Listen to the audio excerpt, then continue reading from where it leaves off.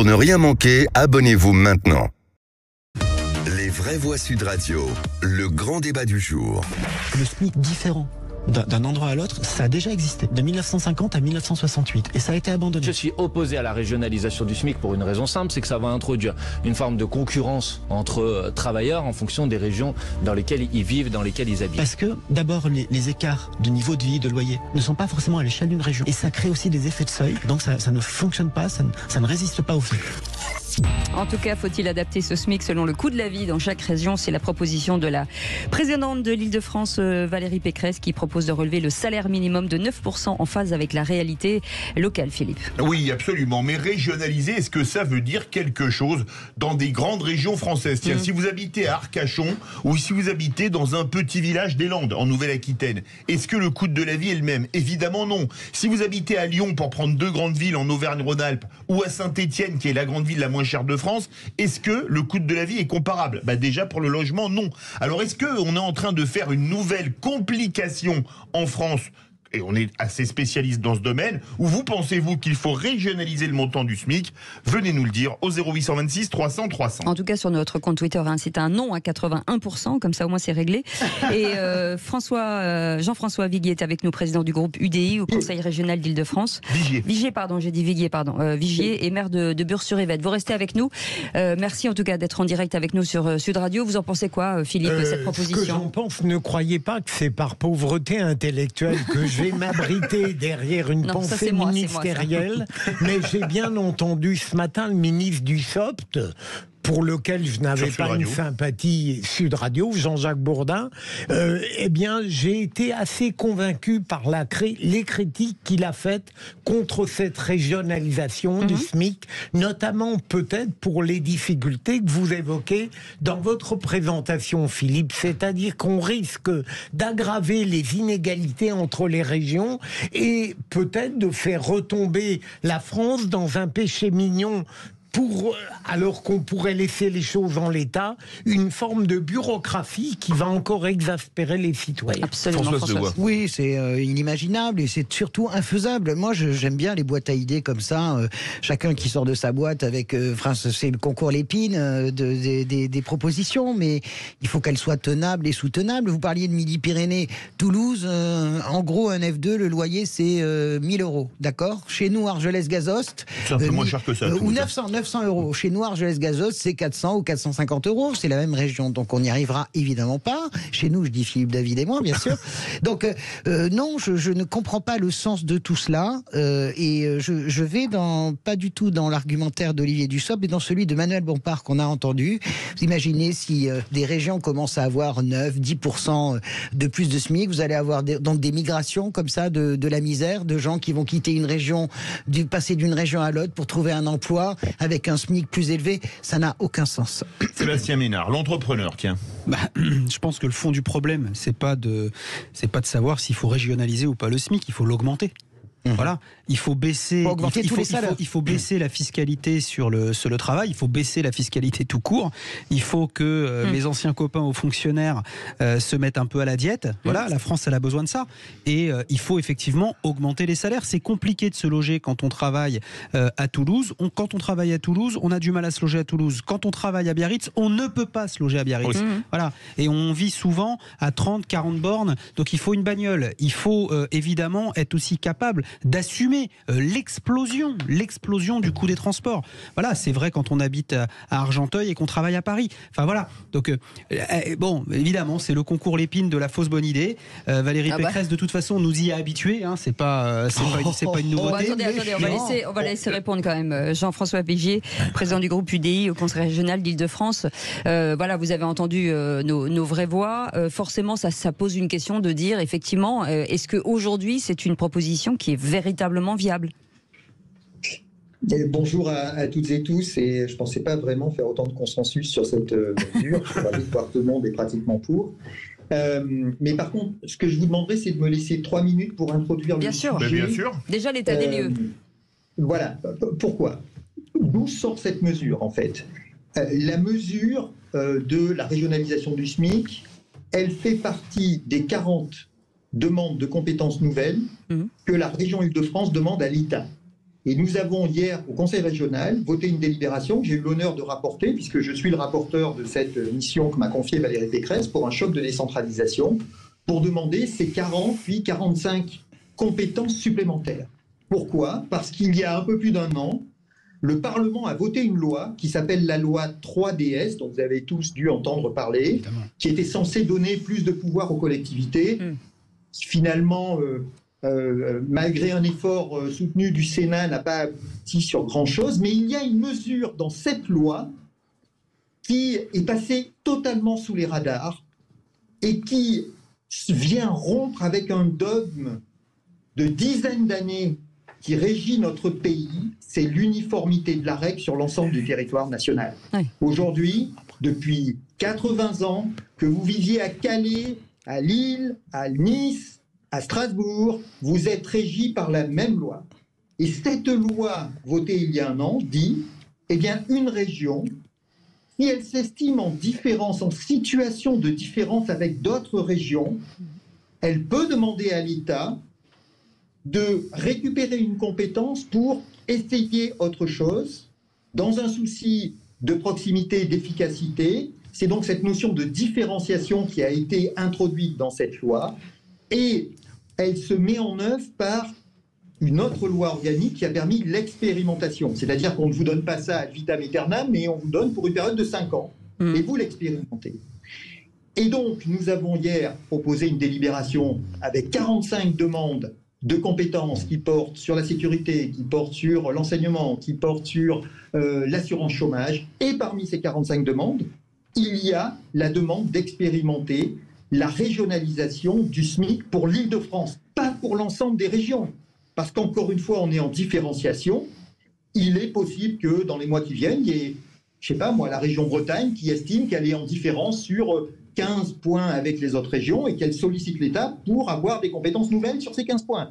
Nous discutons uniquement pour l'Île-de-France. Alors le problème francilien du salaire, ben c'est aussi le problème du logement. C'est que vous avez un logement qui est 4 fois supérieur à la province et nous avons des travailleurs, ceux qu'on appelle les travailleurs de première ligne, petite enfance, grand âge, sécurité, éducation, qui ne peuvent pas se loger en Île-de-France et qui travaillent souvent de l'autre côté, qui logent souvent de l'autre côté de la frontière de l'Île-de-France. Et aujourd'hui, ce décalage énorme entre le logement, le coût de la vie, vous parlez de 9%, oui, parce que quand on fait la moyenne, on est à 8,7, 8,8%. Donc c'est le chiffre qu'a annoncé la présidente. Mais quand on voit la différence, c'est vrai qu'il y a un salaire minimum qui est aujourd'hui trop faible. Mais attendez, moi je vous le dis aujourd'hui, mais je ne suis pas un expert, mais ce matin dans le Parisien, le président du MEDEF d'Île-de-France dit qu'avec le SMIC, une personne seule ne peut pas vivre en Île-de-France. Oui, bien sûr. C'est une réalité. Vous avez raison. Alors maintenant, on va faire réagir nos collègues. J'entends bien qu'autour de votre table, vous avez tous les idées très claires là-dessus et que circuler, il n'y a rien à voir. Bah oui. Excusez-moi, je suis élu local. Bah moi aussi. J'estime que s'il y a une situation compliquée, il faut essayer de trouver une solution. Alors, voilà. Attendez, Jean-François Vigier, est-ce que ça peut s'entendre, Philippe Bilger ? Absolument. Moi, je ne suis pas un spécialiste, Jean-François Vigier, de tout cela. Vigier, c'est moi qui ai fait l'erreur. C'est moi qui ai fait l'erreur. Vigier, pardonnez-moi pour le U de trop. Mais sérieusement, il me semble que les objections rapides qui étaient présentées n'étaient pas forcément absurdes. Mais là où je vous rejoins, je me demande si la contestation de votre proposition ne vient pas du fait que la France, en effet, n'est pas habituée à l'adaptation des projets par rapport à la particularité de la France. Je crois que je vous rejoins lorsque vous dites que vous battez en brèche quelque chose qu'on n'aime pas. On aime énormément cette conception de l'égalité qui donne tout à tout le monde, parfois au détriment de ceux qui auraient besoin de davantage. Là, je vous rejoins et pardonnez-moi, je mets un point d'interrogation à la suite de mon affirmation. Ça réagit beaucoup au 0826 300 300. Au standard, oui, 0826 300 300. Et c'est Pascal qui nous appelle de Lyon. Bonsoir Pascal. Bonsoir Pascal. Bonsoir. Alors, qu'en pensez-vous ? Écoutez, quand vous avez annoncé le sujet, j'ai pensé que c'était une initiative à caractère national. Oui. Et non pas, comme le vient d'expliquer M. Vigier, uniquement de l'Île-de-France. Ça ne change pas grand-chose à la question. Moi, j'ai le douloureux privilège d'être plus âgé que presque vous tous. Et j'ai donc vécu en mai 68. Et je me rappelle qu'avant mai 68, il y avait ce qu'on appelait les abattements de zone, selon les régions, les départements, et que le SMIC n'était pas le même dans la Creuse ou à Lozère qu'à Paris. Et je pense que depuis 55 ans, on vit une assez grande injustice, et je pense que la question sur laquelle il serait bon de réfléchir serait d'adapter en effet le SMIC et la plupart des salaires sur les spécificités locales. Oui, mais il peut y avoir plusieurs spécificités dans une seule région alors. Bien sûr, parce que moi je comprends que notre ami Vigier soit vexé. D'abord, c'est pas parce que non mais attendez, excusez-moi, c'est pas parce que vous êtes élu que vous avez la sapience et que nous on sait rien. Je veux juste dire ça. Vous dites moi je suis élu, moi je sais, oui, mais nous aussi finalement on connaît un peu la vie. En l'occurrence, Sébastien Ménard également élu. Non, il n'a pas dit ça. Si, il a dit moi je suis élu. C'est pas ce que j'ai dit, madame. Mais si, bien sûr. Françoise, c'est pas le problème. Moi, je pense que quand il y a une telle levée de bouclier pour des raisons qui sont tout à fait émises, en plus par des élus, et des élus de toute catégorie. Olivier Dussopt, je ne crois pas que c'est un gauchiste, en tout cas à l'époque il l'était, il ne l'est plus. Je ne crois pas que c'est un gauchiste échevelé. Emmanuel Bompard, je ne crois pas que c'est un droitiste échevelé non plus. Je veux dire, quand vous avez une telle levée de bouclier pour vous dire finalement c'est pas ça la solution, au fond, il est peut-être bon de l'entendre. J'entends que vous cherchez une spécificité, mais bon. Allez, non, mais je finis. Jean-François Vigier. Mais oui, mais il y a parce que ça appelle beaucoup. Oui, madame. Allez-y. Comprenez bien une chose. D'abord, le pays va très mal de cette question d'uniformité de la règle. Rappelez-vous, je vais vous citer un exemple. Quand il y a eu la crise Covid et que l'État a décidé d'un seul coup de fermer tous les marchés alimentaires dans nos communes, il a fallu qu'on se batte comme des chiens pour montrer que, territoire par territoire, on avait les moyens, en fonction de la physionomie des marchés, de réouvrir les marchés, vous voyez. Non mais c'est autre chose, ça c'est autre chose. C'est un exemple concret. Mais non mais c'est autre chose, ça n'a rien à voir avec les finances publiques. Je veux vous répondre sur, vous avez mis en avant les appartenances politiques des gens qui sont contre. Mais c'est pas, la décentralisation, c'est pas un problème politicien. L'État, il est surpuissant dans une région de gauche comme dans une région de droite. Donc oui, c'est pas de problème. La question du salaire, elle se posera dans toutes les régions françaises, quelle que soit la couleur politique qui les gère. Non mais on est d'accord. La question, c'est qu'aujourd'hui, de se dire, c'est pas parce que, vous savez, les experts se sont prononcés sur le SMIC régional. Vite, Jean-François Vigier, parce qu'on a du monde. Il y a eu un groupe d'experts. Le groupe d'experts s'est réuni, il a dit, faut étudier la question. Et ben voilà. Finalement, il a dit, mais ça va.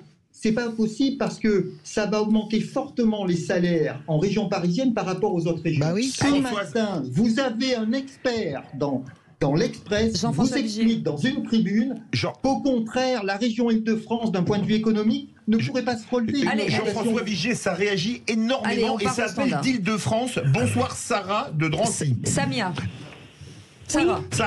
Oui, Sarah plutôt. Alors j'avais une question pour Monsieur Vigier. Je suis infirmière dans un hôpital à Drancy en Île-de-France. Je suis obligée de vivre en Normandie. Je mets vachement de temps le matin pour aller bosser et pour moi, il faut absolument que le SMIC soit en fait régionalisé en Île-de-France parce qu'autrement, je n'ai juste aucune possibilité de travailler près de mon boulot parce que les loyers sont beaucoup trop chers pour moi. Oui. Et donc dans ce cas-là, je ne comprends pas pourquoi on ne le ferait pas. Voilà, c'est ma question. Alors Philippe Bilger était plutôt ouvert à la question. Je comprenais la réflexion de Monsieur Vigier. Ah c'est ça. Et on comprend votre problème. Est-ce que vous pensez qu'on doit régler le problème? Non mais sérieusement, soyez assez aimable. Est-ce que vous pensez qu'on doit régler le problème comment dirais-je, de cette difficulté de logement par une augmentation partielle? Allez, sont les propositions. Il n'y a pas que le logement, madame. Attendez, s'il vous plaît. Le coût de la vie est d'environ 9% plus élevé en Île-de-France. S'il vous plaît, on s'appelle au standard. Il faut qu'on fasse parler nos auditeurs. Pierre qui nous appelle de Toulouse, s'il vous plaît. Bonsoir Pierre. Bonjour. Alors moi je vais clôturer le débat. Je vais vous dire ceci. Qui est responsable des dérives, des augmentations de l'immobilier, si ce n'est les politiques qui vivent dans leur région justement? Madame, par exemple, la présidente de région de Paris, c'est pas elle qui est responsable justement de toutes ces montées de prix de l'immobilier parce que justement elle ne sait pas gérer les appartements qui sont loués maintenant en Airbnb. Moi je crois réellement que le vrai problème c'est que voir. Attendez, ce que je veux dire par là, c'est que si on commence à dire oui, au fond, on va régionaliser ici, ça veut dire que demain, chaque département chaque région va vouloir aussi une autonomie, comme à Barcelone, c'est-à-dire qu'on part avec une dérive totale de ce qui pourrait arriver dans les 10 ans à venir, sachant que chacun va aujourd'hui travailler pour sa gueule, excusez-moi du peu, et donc quelque part, il y a un égocentrisme qui est tel qu'à un moment donné, il faut s'arrêter. Il faut arrêter le politique, parce que sinon on va finir par faire n'importe quoi. Allez, restez avec nous, Pierre. Restez avec nous. Une réponse vite de Sébastien Ménard, et ensuite le mot de la fin avec vous, Jean-François Vigier, vite. Donc la vision d'un petit élu local du Pays Basque, c'est de dire, pardonnez-moi Jean-François, mais c'est de dire qu'effectivement il y a peut-être une exception francilienne, peut-être, mais je ne suis pas certain qu'il faille quelque part tester ce genre de mesures. Il y a plein d'autres leviers que vous pouvez mettre en place pour favoriser l'accession à la propriété, l'accession à des habitats à loyer modéré, surtout en Ile-de-France. Le mot de la fin, très court. 15 secondes. Oui, écoutez, merci à toutes et tous pour ce débat. Moi, ce que je veux dire, élu local, je pense qu'il faut expertiser cette proposition et en tout cas, dès lors que nous la soumettons à l'État après l'avoir votée, il devra nous répondre. En tout cas, elle a le mérite d'exister, cette proposition. Et 15 secondes, et bravo, 15 secondes. Merci beaucoup, Jean-François Vigier. Il est bon, ce Vigier. Il est bon, ce Vigier. Il se laisse pas faire. Du groupe UDI au Conseil régional d'Île-de-France et maire de Bure-sur-Yvette. Vous restez avec nous dans quelques instants avec Pierre de Toulouse. Dans quelques instants, on fera le quiz de l'actu.